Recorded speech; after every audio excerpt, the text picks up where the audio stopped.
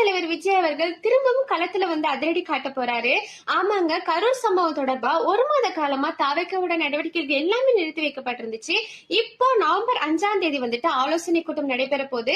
இந்த ஆலோசனை கூட்டத்துல வந்துட்டு டிஜிபி ஏடிஜிபின்னு 15 அதிகாரிகள், அதாவது ஓய்வு பெற்ற அதிகாரிகள் கலந்துக்க போறாங்க. இவங்க என்ன பண்ண போறாங்கன்னா, பிரச்சாரத்தப்ப மக்களோட பாதுகாப்பு குறித்து இவங்க தான் வந்து பிளான் பண்ண போறாங்க. அது மட்டும் இல்லாம தாவேக்கா தொண்டர்களுக்கு பயிற்சியும் அளிக்க போறாங்க.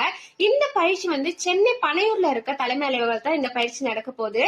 அடுத்த பிரச்சாரத்தப்போ எல்லாமே நீதிமன்ற வழிகாட்டுதலின்படி எல்லாமே ரொம்ப ப்ராப்பரா நடக்கணும் அப்படின்னு சொல்லிட்டு விஜய் அவர்கள் ரொம்ப கேர்ஃபுல்லா ஒரு மூவையுமே பண்ணிட்டு இருக்காரு. என்னதான் அவர் வந்து எத்தனை அதிகாரிகளை நியமிச்சு பாதுகாப்பு கொடுத்தாலும் ஒரு தொண்டரா ரசிகரா நம்மளும் நம்ம வேலையை பார்த்தா மட்டும்தான் 2026ல ஒரு மாறுதல் ஏற்படும் அப்படின்னு சொல்லிட்டு நான் சொல்லுவேன். இது அடுத்து இந்த ஆலோசனை கூட்டத்துல பிரச்சாரத்திற்கான தேதி வந்து வெளியிடப்படும். இன்னும் 10 நாள்ல சுற்றுப்பயணம் வந்து ஸ்டார்ட் ஆகும் அப்படின்ற தகவல் வந்து வெளியாயிருக்கு. பிரச்சாரத்துக்கான டேட் வந்ததும் மறக்காம நான் உங்களுக்கு இன்ஃபார்ம் பண்றேன். என் ஐடியா மட்டும் ஃபாலோ பண்ணிக்கோங்க.